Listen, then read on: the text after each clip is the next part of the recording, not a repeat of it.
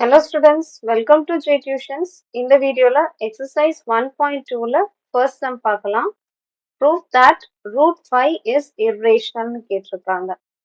So irrational prove பண்றதுக்கு நமக்கு எந்த ஃபார்மே கிடையாது. இந்த சம்ம எப்படி சால்வ் பண்ண போறோம்னா first நம்ம root 5 ரேஷனல்னு அசியூம் பண்ணிக்க போறோம். ரேஷனல்னு அசியூம் பண்ணும்போது ரேஷனலுடைய ப்ராப்பர்ட்டிஸ் எல்லாமே நம்ம இந்த ரூட் 5க்கு அப்ளை பண்ணுவோம். அப்ளை பண்ணும்போது அது இர்ரேஷனல்ன்றதுனால அந்த ப்ராப்பர்ட்டிஸ் ரேஷனலுக்கான ப்ராப்பர்ட்டிஸ் எதுவுமே இந்த ரூட் 5ல அக்செப்ட் ஆகாது. ஸோ அக்செப்ட் ஆகாத போது நம்ம ஃபைனலா என்ன சொல்லிக்கலாம், நம்ம எடுத்த நம்மளோட assumption wrong, root 5 rational number கிடையாது அப்படின்னு சொல்லிக்கலாம். ஸோ ரேஷனல் இல்லைன்னா அது என்னது, இர்ரேஷனல் நம்பர். இந்த மாதிரி தான் இந்த சம்ம சால்வ் பண்ண போறோம். ஸோ சொல்யூஷன் போட்டுடலாம். ஃபர்ஸ்ட் என்ன எடுத்து எழுத போறோம், ரூட் 5 ரேஷனல் நம்பரா எழுத போறோம். Let root 5 b a rational number. இங்க உள்ள ரூட் 5 நம்ம இர்ரேஷனல்னு கொடுத்துருக்காங்க. நம்ம அதை என்னன்னு அசியூம் பண்ணிக்கிறோம், அது ரேஷனல் நம்பர் அப்படின்னு அசியூம் பண்ணிக்கிறோம். ரேஷனல் நம்பர் என்ன ஃபார்ம்ல இருக்கும்னு பாத்தீங்கன்னா பி பை கியூ இந்த ஃபார்ம்ல தான் இருக்கும். ஸோ இப்போ இங்க பி பை கியூக்கு பதிலாக நான் ஏ பை பி அப்படின்னு போட்டாலுமே எடுத்து எழுதும்போது ரூட் 5 அப்படின்றது ஒரு ரேஷனல் நம்பர். ஸோ நான் இதை இக்குவேட் பண்றதுக்காக இன்னொரு rational number a by b அப்படின்னு எடுத்துக்கிறேன். பி பை கியூ ஃபார்மை தான் நான் ஏ பை பி அப்படின்னு எடுத்துக்கிறேன். இதுல ஒரே ஒரு கண்டிஷன் நமக்கு என்ன வரும், b is not equal to 0 and a and b are coprime coprime வந்துடும். கோப்ரைம் அப்படின்னா ஏ அண்ட் பி இந்த ரெண்டு நம்பருக்குமே 1 தவிர காமன் ஃபேக்டர் கிடையாது அப்படின்றதான் அர்த்தம். ஃபார் எக்ஸாம்பிள், இப்போ ஒரு நம்பர் இருக்கு 10/5. இது a by b ஃபார்ம்ல இருக்கு. ஸோ இதை கேன்சல் பண்ணீங்கன்னா 5 1s are 5, 5 2s are 10. So இங்க 2/1 இருக்கு. 2 ஒரு பிரைம் நம்பர், 1 ஒரு பிரைம் நம்பர். இந்த ரெண்டுக்குமே காமனா இருக்கக்கூடிய ஒரே ஒரு நம்பர் 1 மட்டும்தான். ஸோ இந்த மாதிரி காமன் ஃபேக்டர் 1 வரக்கூடிய நம்பர்ஸை நம்ம என்ன சொல்லுவோம், கோ பிரைம் நம்பர்ஸ் அப்படின்னு சொல்லுவோம். Root 5 is equal to A by பின்னு இருக்கு. இப்போ கிராஸ் மல்டிப்ளை பண்ணீங்கன்னா root 5 B is equal to A. இப்போ இதை ஃபர்ஸ்ட் ஈக்குவேஷன் எடுத்துக்கோங்க. இப்போ என்ன பண்ண போறோம், ஸ்கொயர் பண்ண போறோம். So squaring on both sides, ரெண்டு சைடும் ஸ்கொயர் பண்ணீங்கன்னா என்ன வரும், root 5 B the whole square is equal to A square.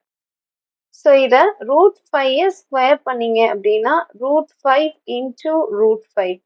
B square பண்ணீங்கன்னா B square is equal to A square.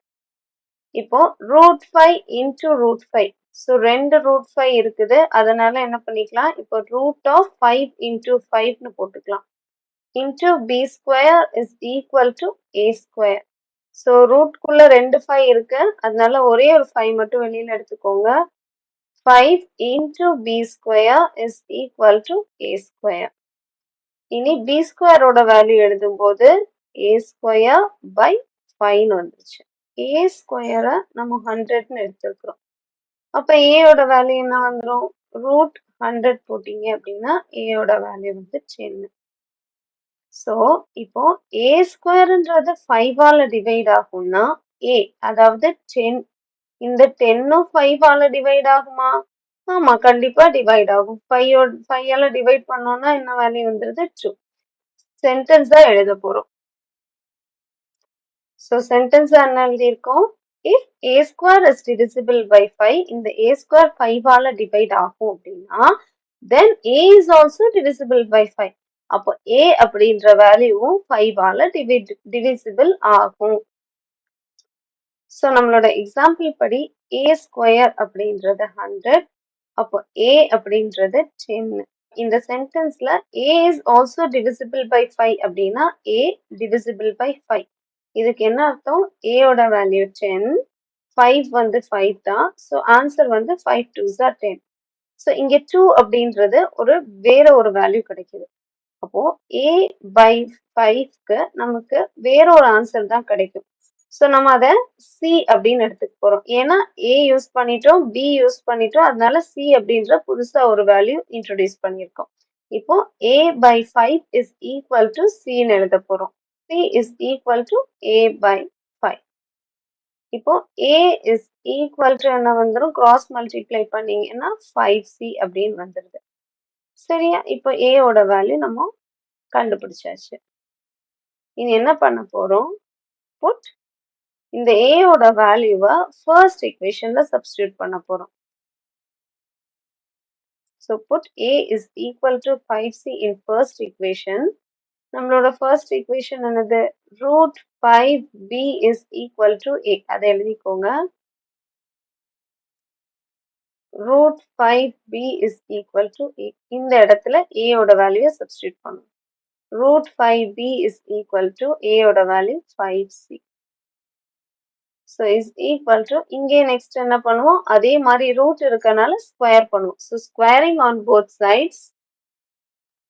So square பண்ணும்போது root 5b the whole square is equal to 5c the whole square. root 5 square பண்ணீங்கன்னா 5, b square பண்ணீங்கன்னா b square is equal to 5 square பண்ணீங்கன்னா 25 into c square பண்ணீங்கன்னா c square வந்துச்சு. இப்போ c square ஓட value கண்டுபிடிப்போம்.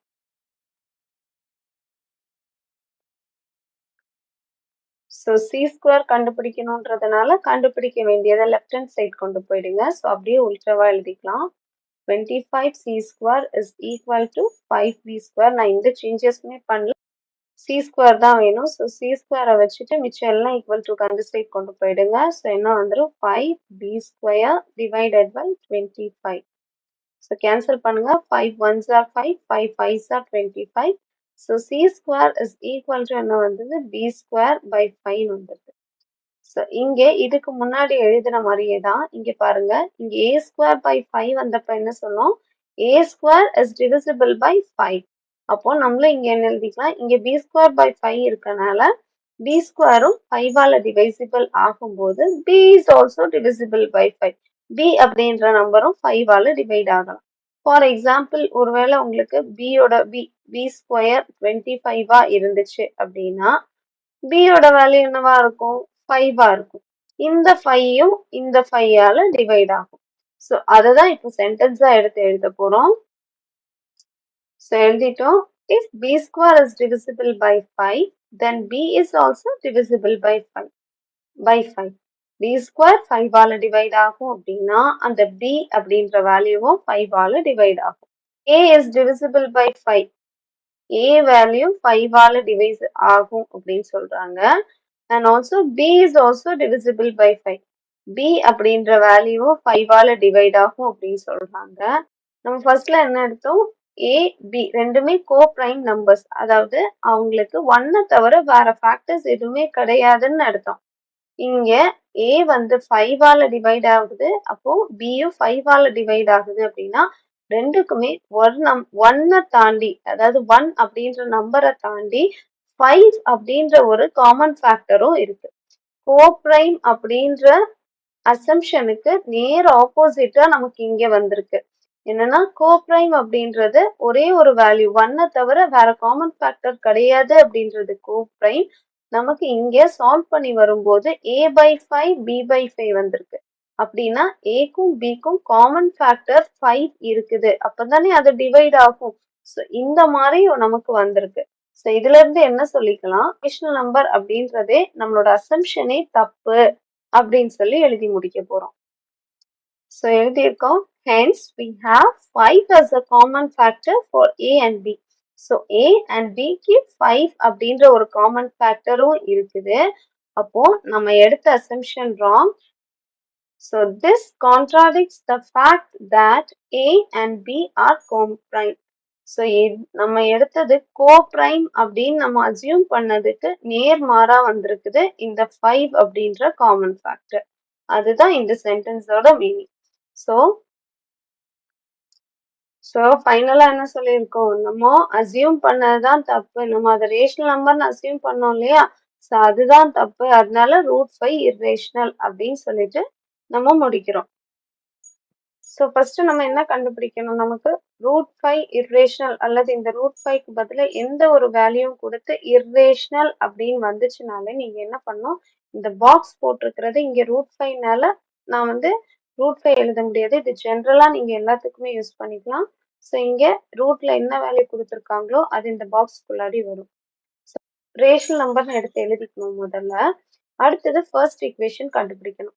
First equation கண்டுபிடிக்கிறதுக்காக இங்க இந்த பாக்ஸ் அப்படின்றது √5. ஸோ இந்த √5 is equal to a by b. Rational நம்பர்னா a by b ன்னு போட்டுக்கணும். அதுக்கப்புறமா கிராஸ் மல்டிப்ளை பண்ணணும். கிராஸ் மல்டிப்ளை பண்ணும்போது நமக்கு ஃபர்ஸ்ட் ஈக்குவேஷன் கிடைச்சிடும். அதுதான் இந்த first one. Next a value கண்டுபிடிக்கணும். அதுக்கு இந்த ரவுண்ட் பண்ணியிருக்கேன்ல, ரவுண்ட் பண்ணி போட்டிருக்கேன் அப்படின்னா இது ஃபர்ஸ்ட் ஈக்குவேஷன் அர்த்தம். ஸோ இந்த ஃபர்ஸ்ட் ஈக்குவேஷனை ஸ்கொயர் பண்ணணும். ஸோ ஃபர்ஸ்ட் ஈக்குவேஷனை ஸ்கொயர் பண்ணும்போது பாருங்க உங்களுக்கு இவ்வளோ ஸ்டெப் சால்வ் பண்ணி b² is equal to a² by 5 கிடைக்கும். ஸோ அதுதான் b²ஓட வேல்யூ உங்களுக்கு கிடைக்குது. a² by அந்த பாக்ஸ்ல ஒரு புது நம்பர் வரும் அந்த வேல்யூ. ஸோ இதுக்கப்புறமா c அப்படின்ற value b² is equal to a²ன்னு வந்த மாதிரி c is equal to a by அந்த வேல்யூன்னு வந்துடும். இப்போ இங்கே a ஓட வேல்யூ நீங்க கிராஸ் மல்டிப்ளை பண்ணி a ஓட வேல்யூ கண்டுபிடிக்கணும். ஸோ அதுதான் இங்க இருக்குது. கிராஸ் மல்டிப்ளை பண்ணீங்கன்னா a ஓட வேல்யூ கிடைச்சிடும்.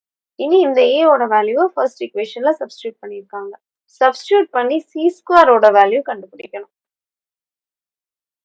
சப்ஸ்டியூட் பண்ணிட்டு ஸ்கொயர் பண்ணீங்க அப்படின்னா உங்களுக்கு வந்து என்ன வந்துடும், c² ஓட வேல்யூ வந்துடும். ஸ்கொயரோட வேல்யூ வந்த அப்புறம் அவ்வளவுதான். ஸோ அதுக்கப்புறமா நமக்கு காமன் ஃபேக்டர்னு வந்துடும். ஃபர்ஸ்ட் நம்மளோட எய்ம் ஃபர்ஸ்ட் ஈக்குவேஷன் ஃபார்ம் பண்றது. அதுக்கு முதல்ல ரேஷனல் நம்பரை இக்வேட் பண்ணுவோம். இக்வேட் பண்ணி கிராஸ் மல்டிப்ளை பண்ணீங்கன்னா உங்களுக்கு ஃபர்ஸ்ட் ஈக்குவேஷன் கிடைச்சிடும். ஃபர்ஸ்ட் ஈக்குவேஷன் கிடைச்சதுக்கு அப்புறமா நம்மளோட எய்ம் ஏயோட வேல்யூ கண்டுபிடிக்கிறது. அதுக்கு நமக்கு இந்த கிடைச்ச ஃபர்ஸ்ட் ஈக்குவேஷனை ஸ்கொயர் பண்ணணும். ஸ்கொயர் பண்ணி நீங்க சால்வ் பண்ணும்போது உங்களுக்கு b²ஓட வேல்யூ கிடைக்கும்.